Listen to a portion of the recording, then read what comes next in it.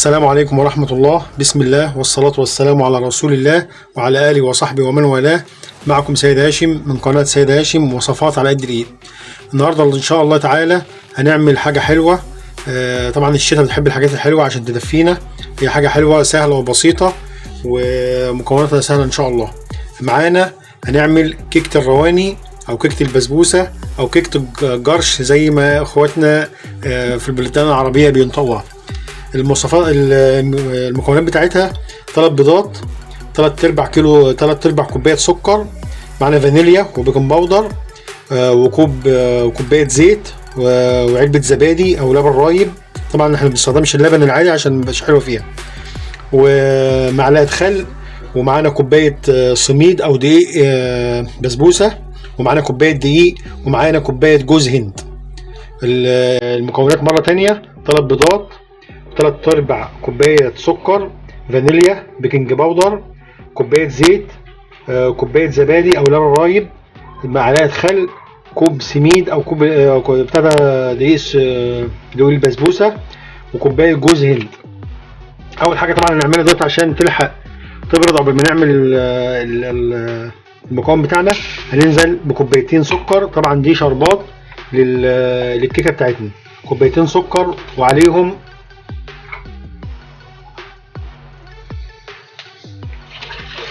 كوبايه ونص من الميه. كوبايه ونص من الميه بس كده. طبعا هنقلب بالراحه كده من النص عشان ما يجيش السكر على الحرف ويحرق معانا السكر ويسكر معانا وميبقاش حلو معانا في الكيكه بتاعتنا. بعد كده بعد ما يقلب ومعانا خالص السكر يدوب معانا، هنحطه على النار، واول ما يغلي هننزل معاه بعصرة ليمون ونسيبه 10 دقايق وبعد كده نطفي عليه. وبعد كده هنبدأ نعمل في المكونات بتاعتنا. السلام عليكم ورحمة الله. رجعنا لكم تاني عشان نعمل المكونات بتاعتنا بتاع كيكة الرواني او كيكة الزبادي او كيكة البسبوسة او الجراش اللي بيقول عليها جماعة اخواتنا وحبايبنا في الدول العربية. طبعا المكونات: اول حاجة هنجيب 3 بيضات ونحطهم في الخلاط وعليهم فانيليا، كيس او كيسين مفيش مشكلة، ولو في فانيليا سايلة يكون افضل طبعا. وبعد كده هنديهم ضربة كده خفيفة.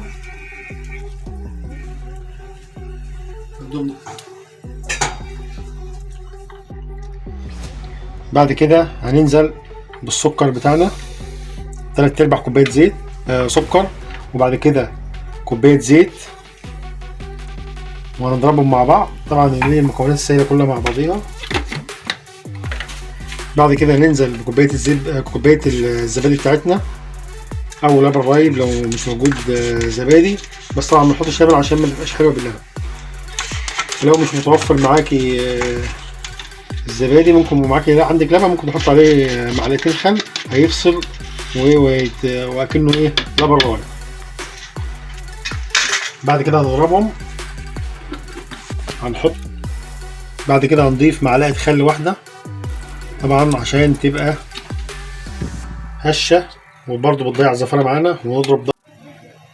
بعد كده بعد ما ضربنا كل المكونات السائله في الخلاط هننزل في حاجه زي كده واسعه. بعد كده ننزل بالحاجات اللي هي الحاجات الجافه. هننزل اول حاجه بكوبايه السميد، وبعد كده كوبايه الدقيق. كوبايه الدقيق طبعا لازم ننخلها الاول عشان تطلع معانا هشه وحلوه، والبيكنج باودر او كيك شيف اي حاجه المتوفر عندكم. وبعد كده نص كوبايه او كوبايه جوز هند زي ما انتوا عايزين. وهنضرب كل المكونات مع بعضها بالمضرب زي ما احنا شايفين كده. بسم الله ما شاء الله. لو لقيتوا كده الحاجه خفيفه ممكن تزودوها، تحط لها دقيق سميد او دقيق عادي مفيش مشكله خالص، بس هي كده القوام بتاعها كويس. هي المكونات دي تبقى كويسه ان شاء الله. هنضرب كويس لحد ما كله يتجانس مع بعضيه كده ما شاء الله.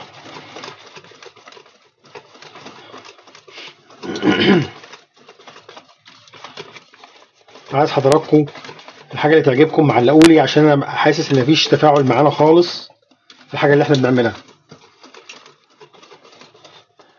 قليل الاول اللي بيعلق وبيتفاعل معانا.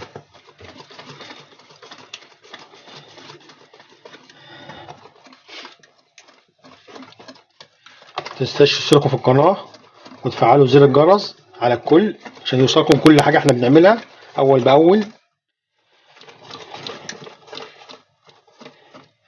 واي حد بيعلق يقول لي هو من انهي بلد، وبشكر كل الناس اللي بتدعموني وبتشترك في القناه. الف شكر للجميع، واشكر كل حبايبنا في مصر وكل حبايبنا من البلدان العربيه اللي اشتركوا معايا، بقول لهم الف شكر. كده بعد ما ضربنا كل المكونات بتاعتنا زي ما احنا شايفين كده، هنجيب صينيه مقاس 26 وهندهنها بسمنه ونعفرها بالدقيق زي ما احنا شايفين كده، وننزل بالمكونات بتاعتنا كل الخليط. اللهم صل على النبي، ما شاء الله لا قوه الا بالله. حلوه جدا، جربوها هتعجبكم قوي قوي. طبعا احنا هنحطها في الفرن، شغل على الفرن على درجه حراره 180، يبقى مشغلينه من قبلها 10 دقايق ولا ربع ساعه. هي تاخد في الفرن من 35 لساعه ل 45 دقيقه ان شاء الله، وهتبقى زي الفل.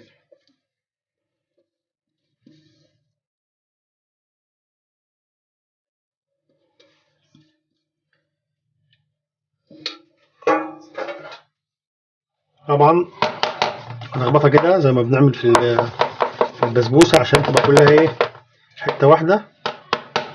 هنحطها في الفرن دلوقتي لمده 35 ل 45 دقيقه، وبعد ما تطلع هوريكم هنعمل ايه فيها. ورجعنا لكم تاني بعد ما كيكه البسبوسه بتاعتنا استوت. هننزل طبعا عليها وهي طالعه لسه من الفرن، هي خدت بالظبط على نص ساعه. هننزل بالشربات بتاعنا نسقيها كده، بسم الله، لسه سخنه. طبعا زي ما انتوا عايزين، ممكن متحطوش الشربات كله، ما شاء الله. حتة فظيعة، جربوها تعجبكم أوي إن شاء الله.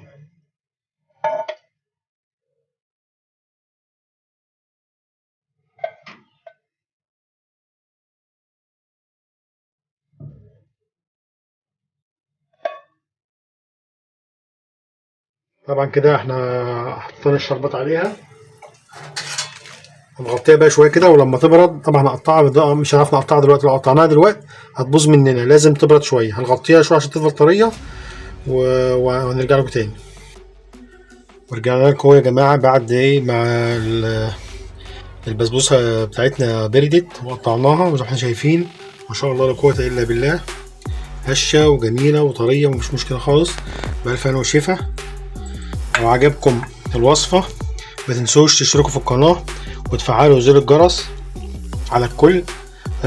واي حد عايز حاجة يقول لي في الكومنتات في التعليقات، ويقول هو من اي بلد، واي حاجة عايزها يعني يقول لي عليها وانا اعملها له. والسلام عليكم ورحمة الله وبركاته.